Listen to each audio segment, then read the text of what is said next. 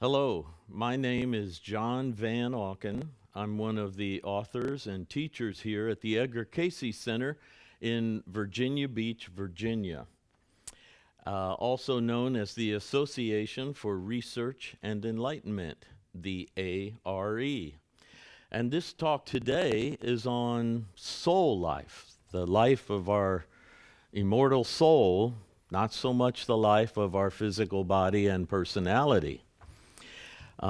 You've probably heard of the old saying, the forest for the trees, and understand the meaning of that. And certainly this talk is going to be about the forest, the big picture. But interestingly, when it comes to application of past lives in the present life, the trees are very important because they're arranged specifically for your soul to fulfill a desire, a purpose it had in incarnating.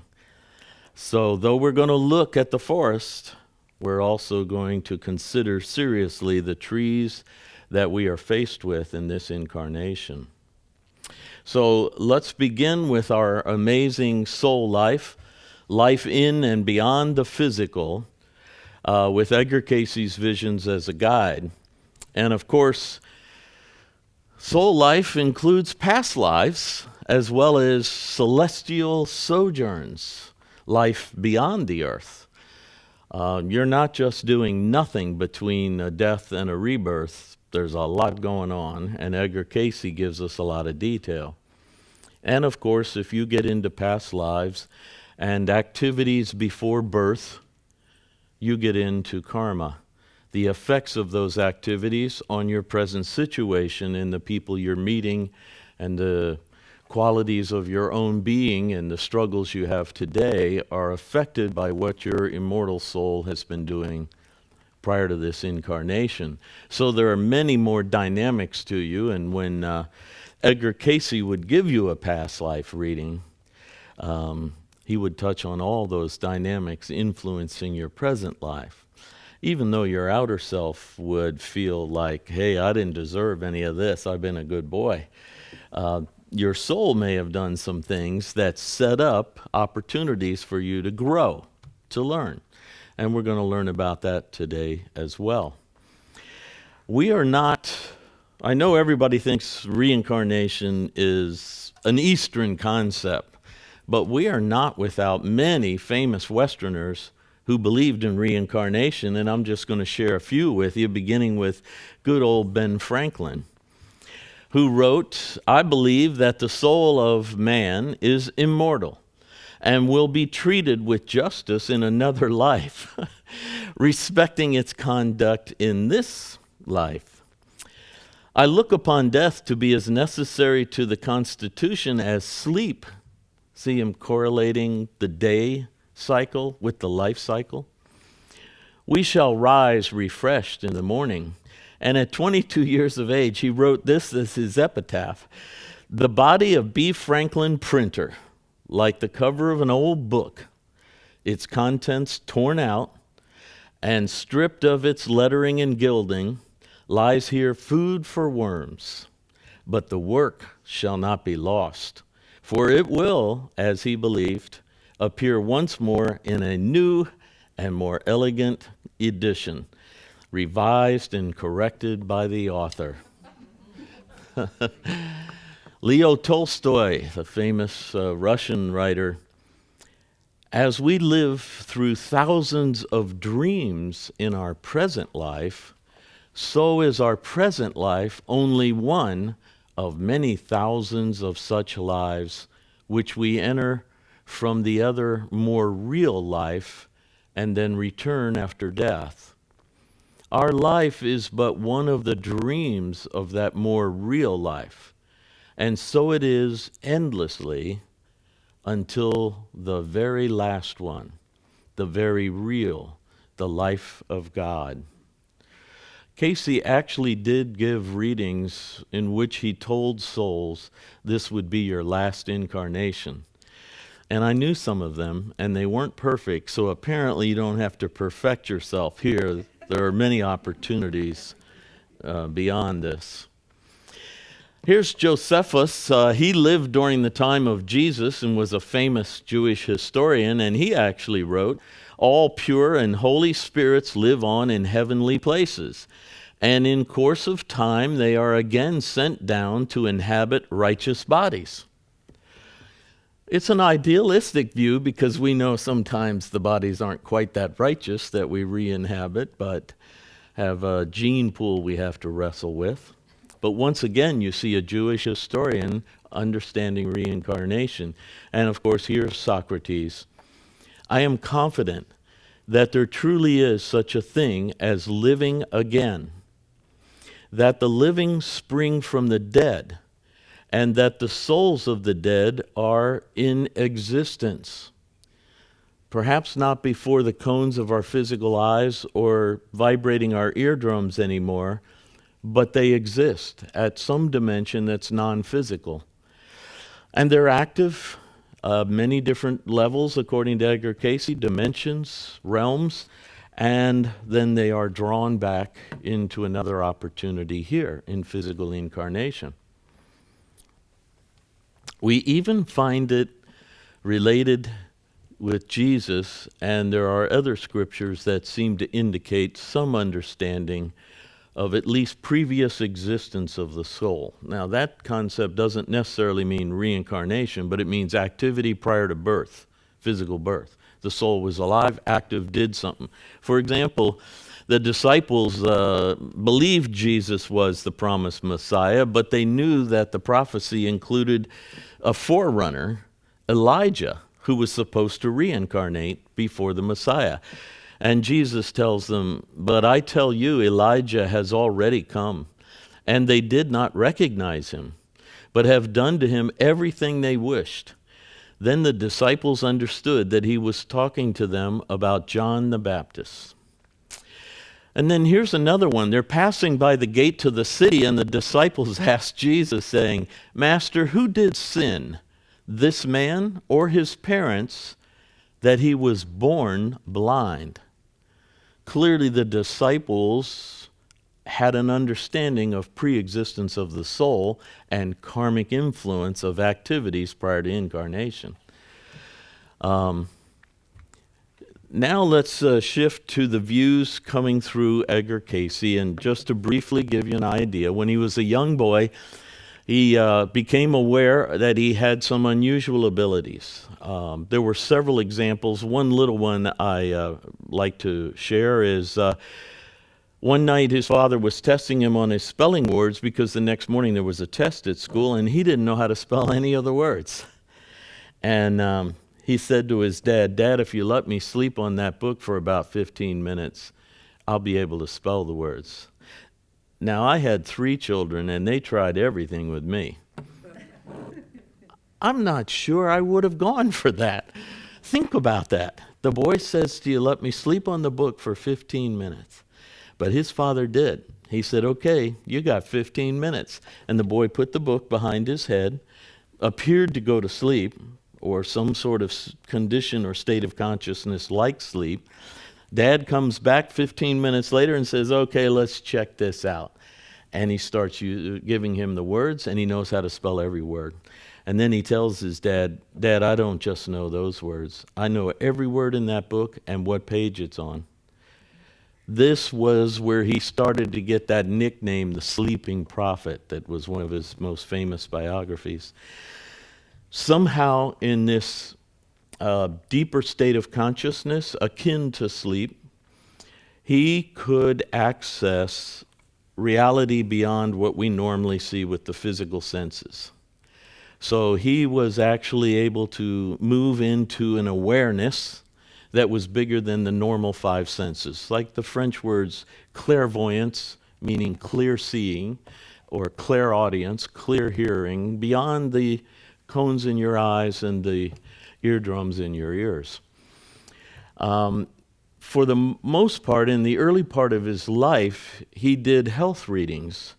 Mainly, it started because he had to work with a health issue of his own, and he used hypnosis to do it. So occasionally, someone would come along that had an ailment nobody could figure out, and so he would do a self-hypnosis, and he somehow could see their body as if through an X-ray, even while seeing the history of that body and what had happened to them as far back as when they were a child and how it was affecting their present conditions.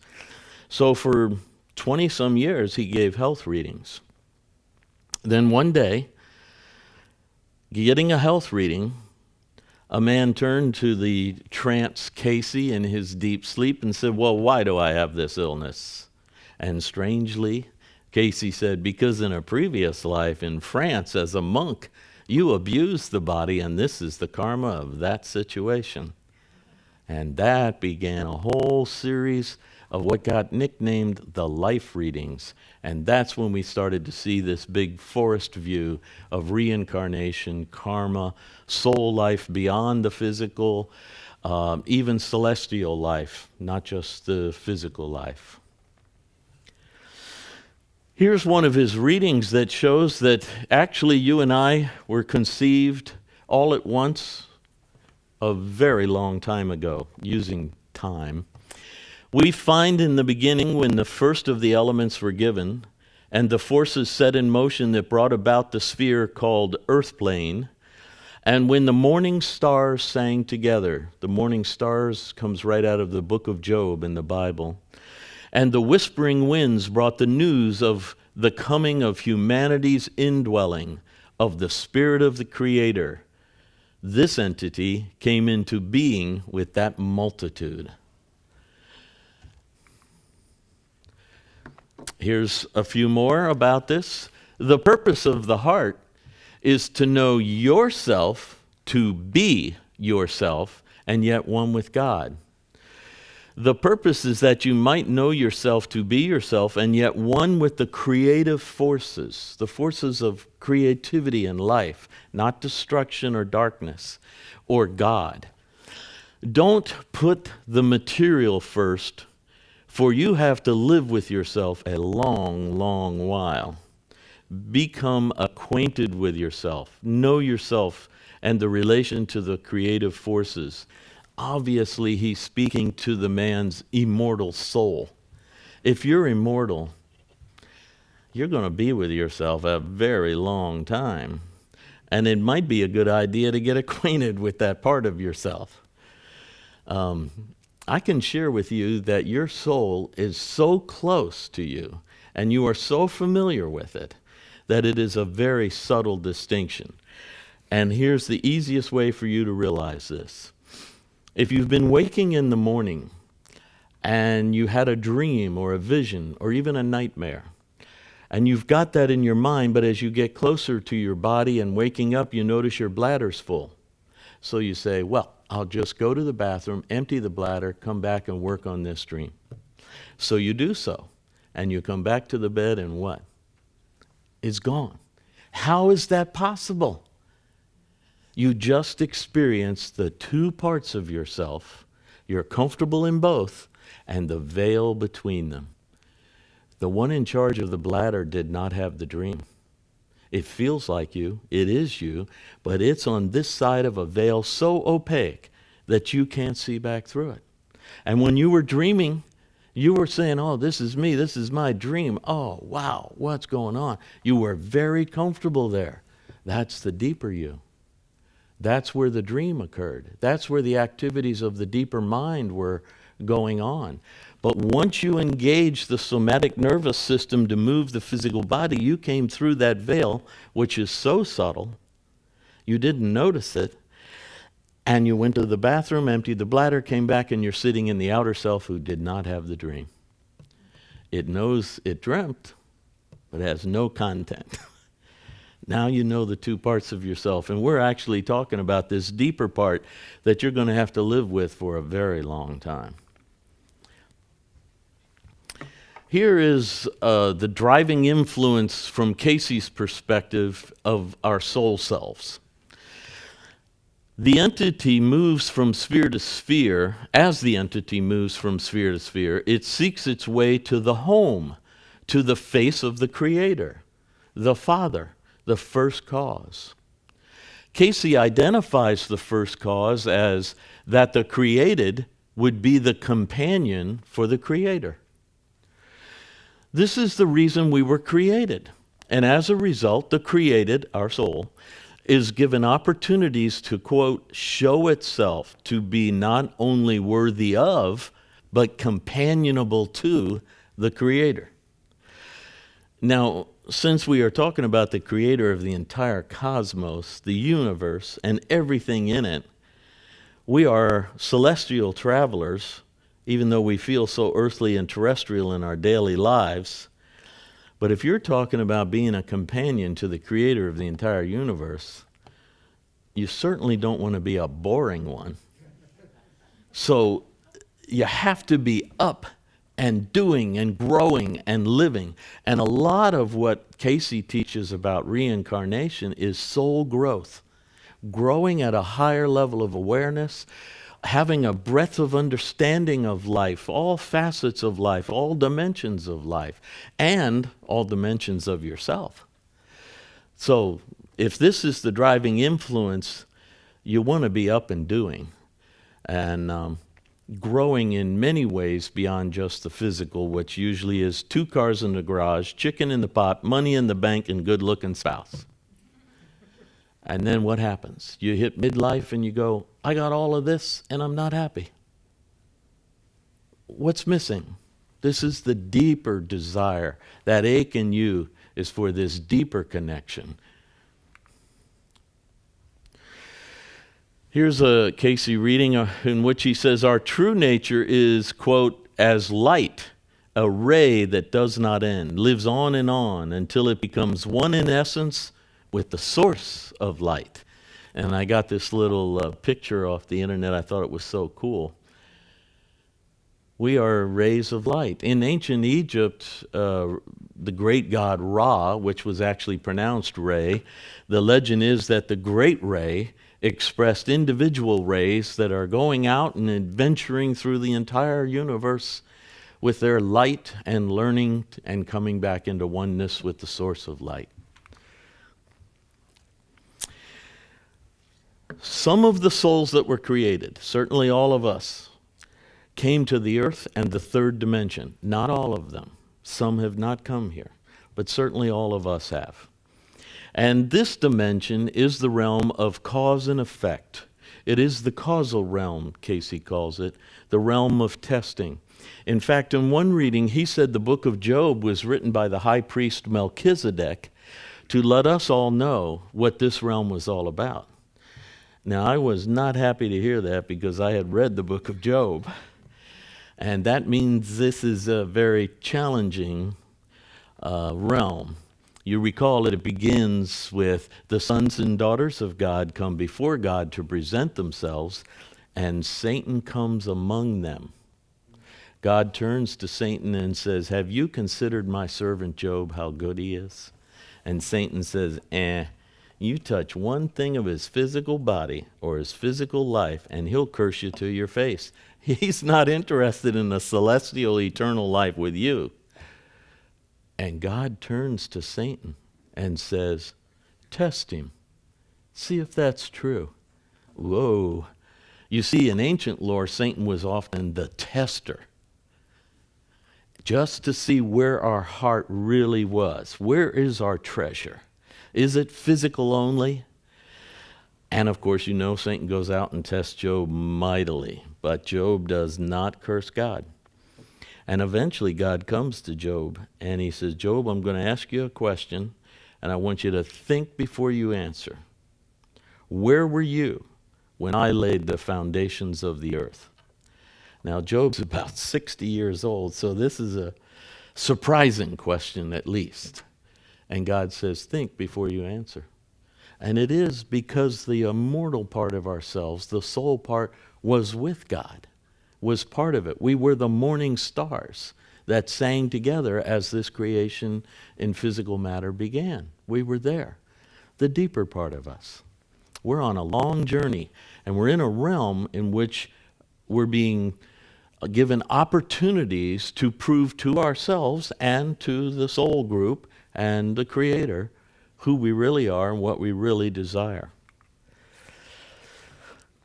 Now, as you know, reincarnation is about cycles of birth, life, death, and rebirth. And so I have this little chart up here, this little diagram to help us kind of see this. So I'm going to use this little red pointer here, and as you can see, you come down out of soulful sojourns in other dimensions than physical. Now, a woman, and only a woman in this realm, is preparing a physical vehicle for you. And you'll see in a minute you're attracted to her because you're part of her soul group. And she's open to this selection of some soul to come and sojourn this incarnation in her environment, her situation, for mutual soul growth. So you come in, and the body is prepared for you, and you incarnate. And in the first leg, it takes you a while for you to get your physical legs because you've been experiencing life in fourth and fifth dimensional realms of activity. So the third dimension takes a while to get used to. And we point out things to you as your parents when you bump into things or you burn your hand or things of this nature until you get going. And then once you get going, you're physically incarnate, and you're really having an incarnation, meeting a lot of souls, most of whom are part of your soul group as well, you've known in the past. And then the darn body stops working so well on you. And you eventually have to leave, and you go over this line right here, back into the soul and spirit, into other dimensions. Edgar says it takes you some time to get your spiritual legs back, to get higher dimensional awareness and functionality. So you sojourn over there for a time, and because you have unfinished business here, karmic attractions, or say you have the desire to help others that are here, you return. You're drawn back into another incarnation opportunity, and here you come back in. Now notice, this body here, in this second one, is not the body you had here. We burned it or buried it, and it's rotten. You can't use it. So you've got a new body.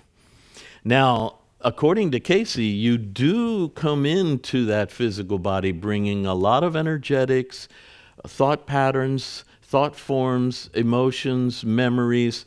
You bring into that new body, but the new body has new gene pool, and you're socialized by the new setting of your parents, socioeconomic, political, racial, gender-wise. And so this is a new start, a fresh start for you. And this cycle goes on until you have finished whatever could be done here for your soul, and you move on to other dimensions. One of the subtleties of the other world is that it has a natural sense of oneness. There is no time and space, Cayce says. So when you're in it, he says, accessing something it just comes as from out of nowhere because you're in the oneness. Now, when you're here, you're in a separate body all by yourself. You have to have someone vibrate your eardrums to hear anything. Something has to make an impression on the cones of your eyes for you to see anything in the physical. So you listen to your mother, you watch your brother or sister, you go to school, you're trained, you grow physically. At the same time, the soul's in there with its senses of intuition and greater vision and thought. And so you have all this dynamic going on, but if you become very physical, then you only focus on this reality, and that's your sojourn until the body stops working and you have to leave. And then you're really shocked for a while, and you have to adjust. These are the cycles. In this realm, there's manyness and physicality, form. There's formlessness and oneness in the other realm. You can move through dimensions there easily. Here, you're going to bang into that wall if you walk up to it. This is the difference in the realms, and you learn this, and then you narrow your focus while you're incarnate, and that helps your soul focus on certain issues. So coming out of the great forest, you're now looking at the trees before you, and that helps you achieve things by focusing. One of the greatest ways for soul growth to occur is relationships, and that's a dynamic here that happens a lot. And Jesus told the scribe at the temple, the second commandment is like the first. Well, that's not quite true, is it? The first commandment is love God with all your being. God understands me. I love God. God and I can do this. Have you met these other people? This is complicated. This gets messy. How can the second love thy neighbor or love one another be the same as the first commandment? Love God and have that relationship.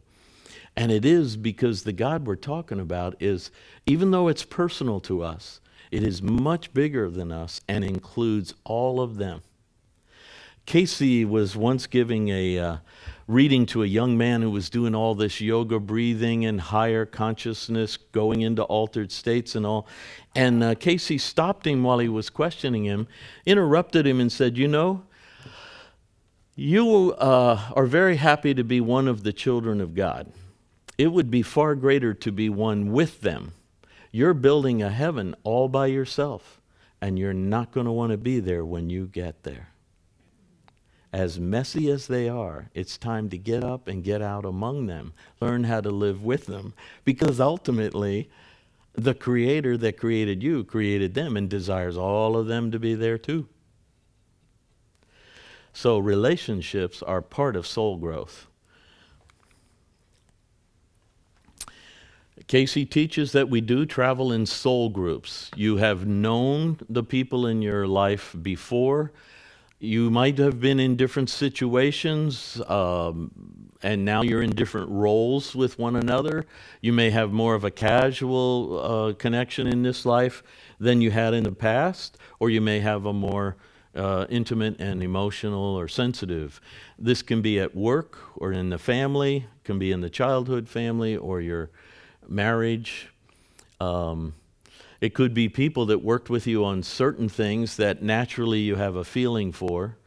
We talk about soulmates a lot related to soul groups. And for Edgar Cayce, soulmates was not the way we think of it. A lady once asked Edgar Cayce if her soulmate was incarnate at the same time she was, and he replied, yeah, about 30 of them.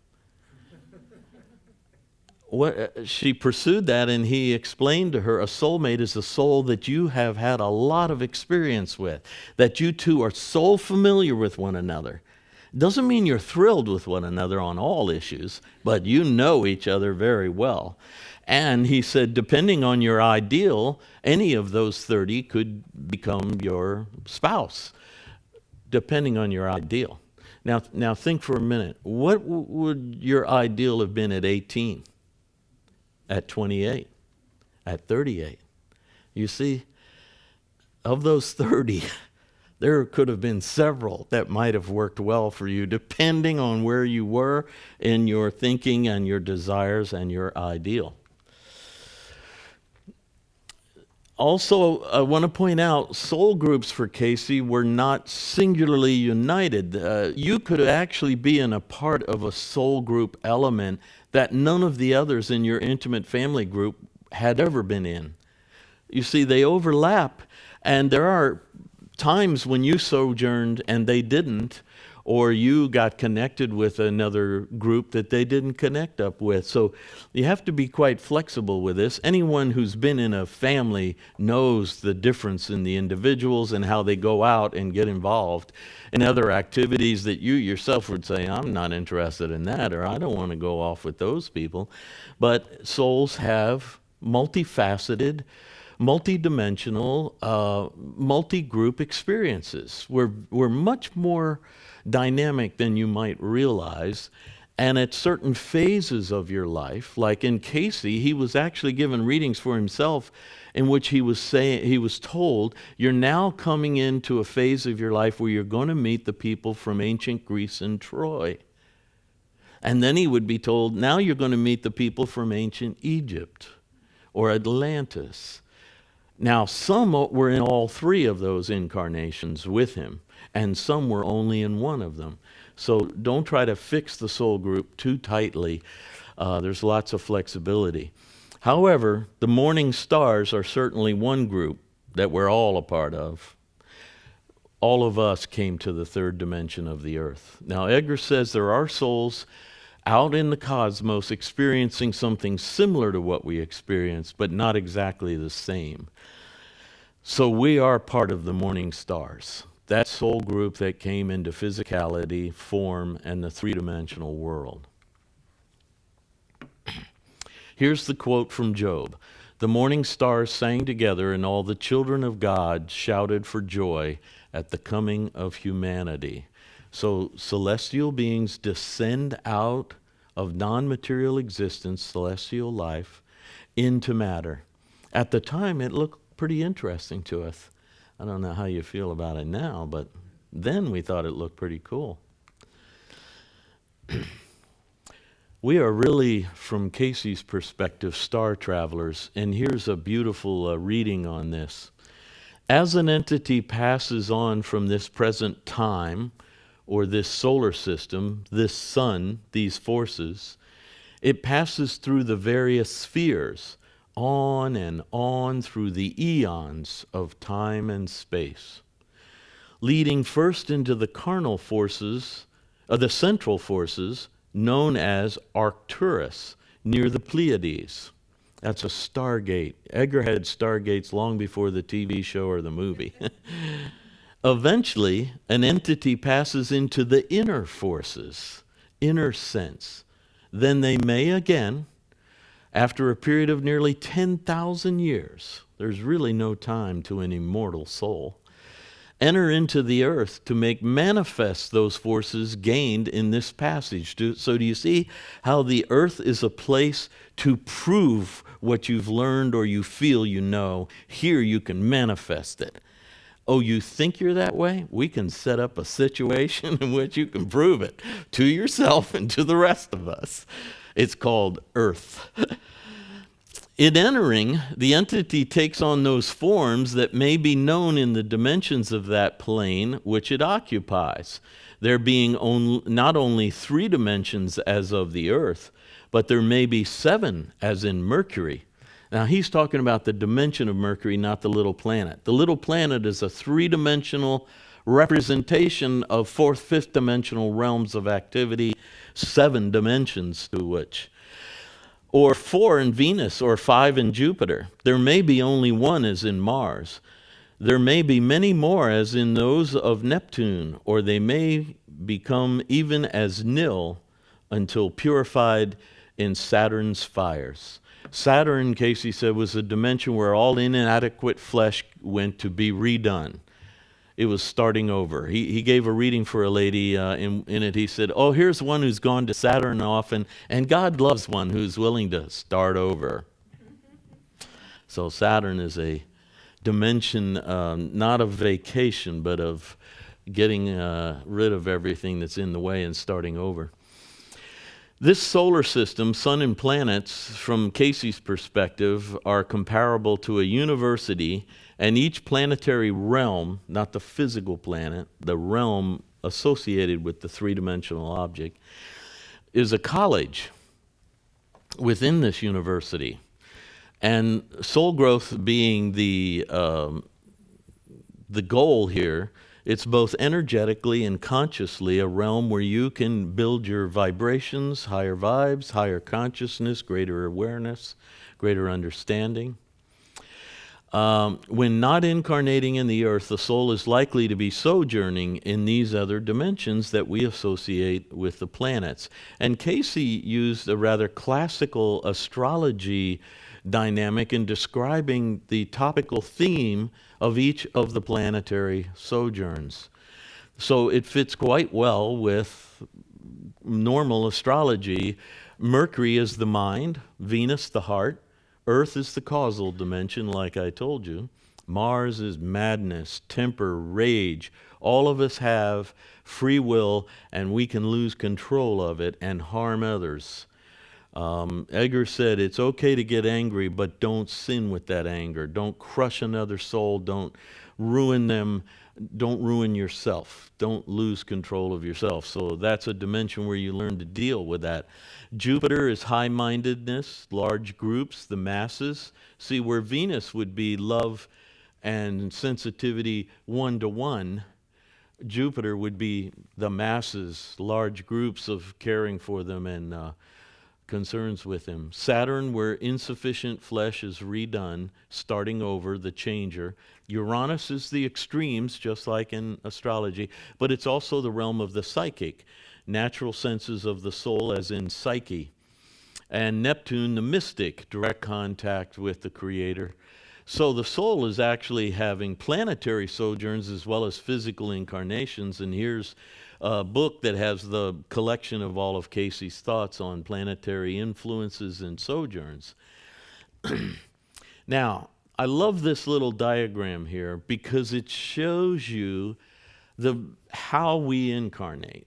That it's through the crown chakra or the soft spot, and that your celestial self is lighter, more expansive, and yet it comes in and pushes itself into the nervous system, and then this seals over, and Edgar says, you are encased for a sojourn here. Yikes. Now, that's a wonderful little drawing showing it. So the baby body has a fontanelle, a soft spot in the head, and it allows you to push your way into the body of the baby through the nervous system into it, establish yourself. You're bringing a lot of your own vibes. That's why right out of the womb of the same mother and father in the same socioeconomic setting, you can look at one baby and go, oh, this is different than the last one I had, because in there is the uniqueness of the soul coming in. Now, in metaphysics, this is an important thing to understand, because actually the cerebral spinal system is your brain and your spinal column, and the autonomic nervous system, a woven pattern of nerves and endocrine glands coming up little 2 inches anterior to the central nervous system, you're in this body. And the Yoga Sutras teach that not only is the body great for a physical incarnation, it can be used for a metaphysical experience if you learn how to use the energy patterns in your body for metaphysical, mystical, spiritual experience through raising the vibes, using the naturally arranged patterns in your body. You know that's the caduceus that the medical people wear as a sign of healing, which shows that the real healing comes from blending the autonomic nervous system with the central nervous system and moving the energy through it. Now, the little wings are the mind grasping a higher use of the body than just physical activities. That lifts the energy, and the body can have an altered experience, a higher experience. It can raise its vibrations and its awareness.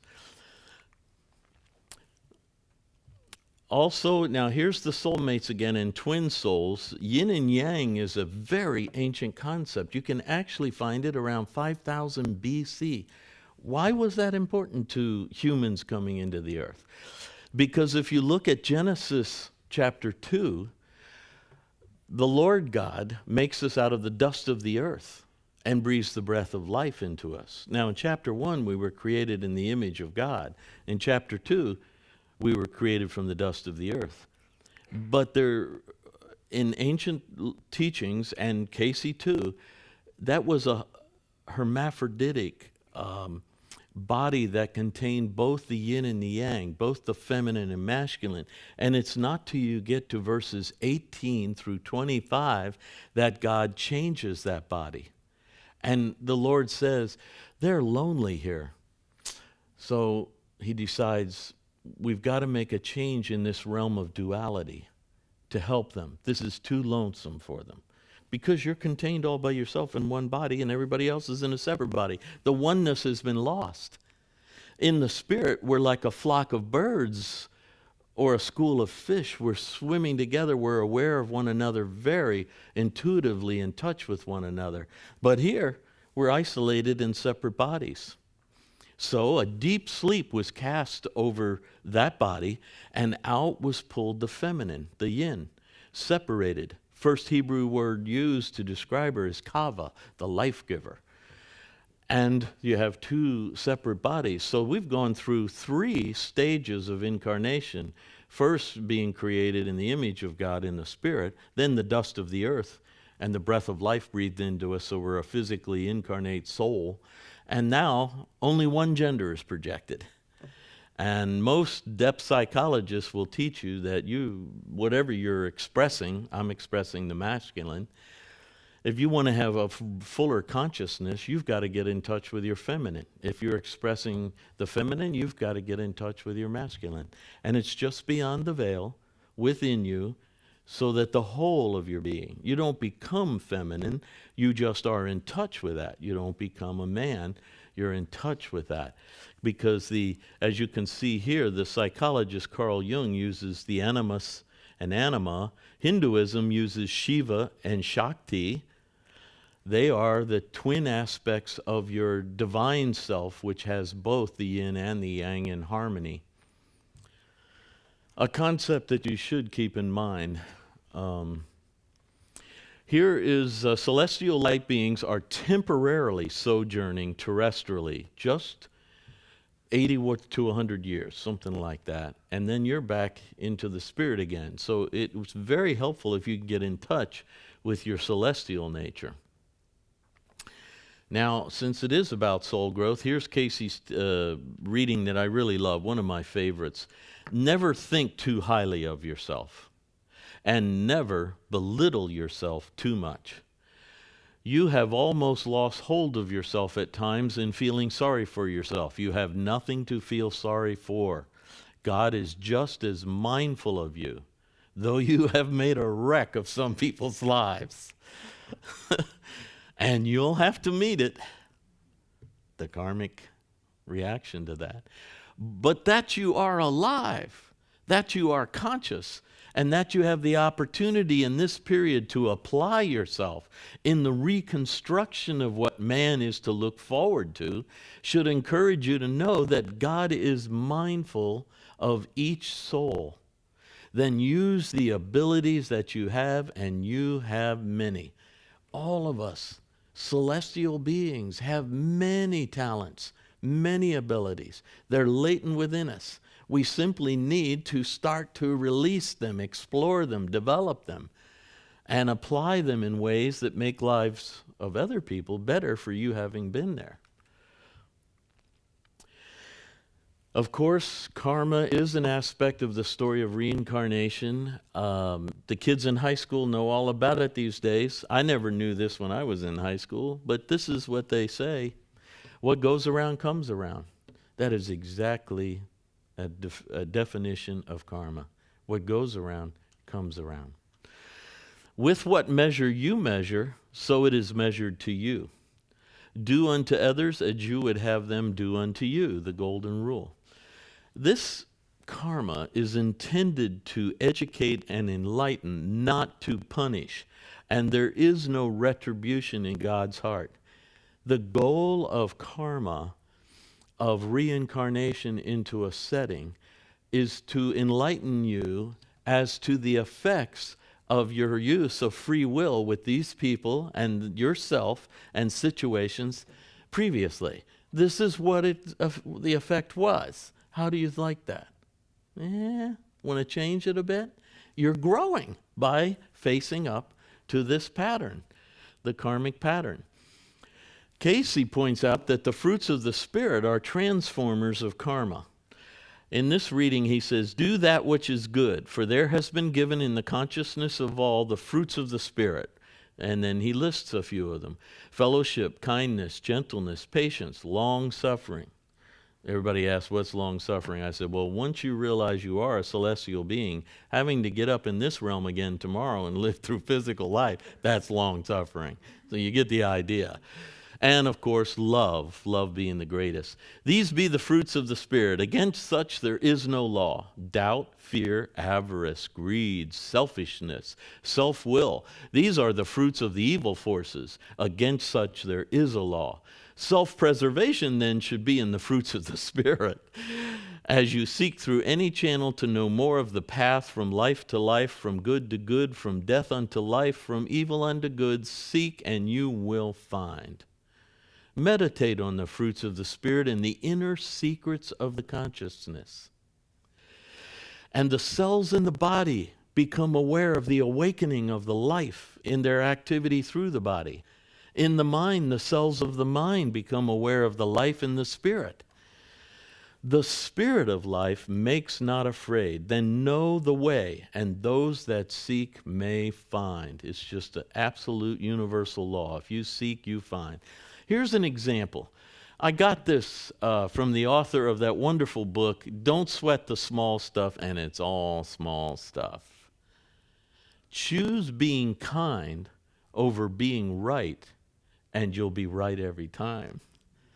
Now, I was one of those souls who being right was very important. I always wanted to be right. When I read this, it just changed my whole life. Being kind was the right choice. It just shifted my whole consciousness. These are what the fruits of the Spirit can do to you. Rather than working by the law of righteousness and right, working by the spirit of kindness, patience, understanding of others, wow, transformed everything karmic into grace. I don't think anyone wrote better about love than Paul. Love is patient, love is kind, and is not jealous. Love does not brag and is not arrogant, does not act unbecomingly. It does not seek its own. It is not provoked, does not take into account a wrong suffered. You know how in a marriage, you can say, you remember 3 years ago when you said this? Does not take into account a wrong suffered. Does not rejoice in unrighteousness, but rejoices in the truth, bears all things, believes all things, hopes all things, endures all things. Love never fails. Truly, among the fruits of the Spirit, to go through a day in which you just hold on to the spirit of love in your thoughts, in your words, in your actions, I guarantee you they'll be talking about you at the end of the day. Did you see John today? He's a little weird, isn't he? Very strange. Here's Cayce on grace. As one sets itself to accomplish that which is of a creative influence, no longer is the entity under the law of cause and effect or karma, but rather in grace. Do you see what's happening? You're going through the day to add life, to lift people, to help, not to put yourself down, but to allow yourself to come alive further, to make a mistake in an effort to do better. Now suddenly you are really in the creative forces, not the destructive or limiting or confining, fearful, doubting forces. You're in the flow of the life stream, and that takes you into the spirit of grace. A very powerful teaching. I wrote this book on it, and it really helped me a lot. This was the Cayce concepts of karma to grace are beautiful. Now, here's one that's very interesting. Jesus actually teaches not one jot or tittle will be erased from the law. But then he starts to tweak the law in such a way that it's magical. The law is, whatever you do with your free will, you experience. What goes around comes around.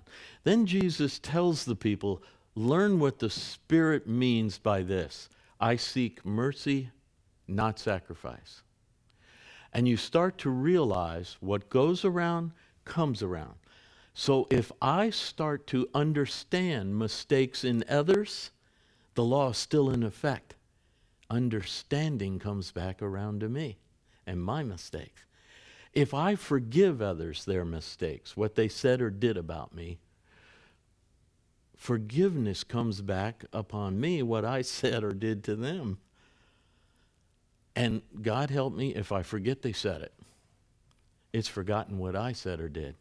That's the power in this law. Not one jot or tittle will be removed because the law is perfect. What goes around comes around.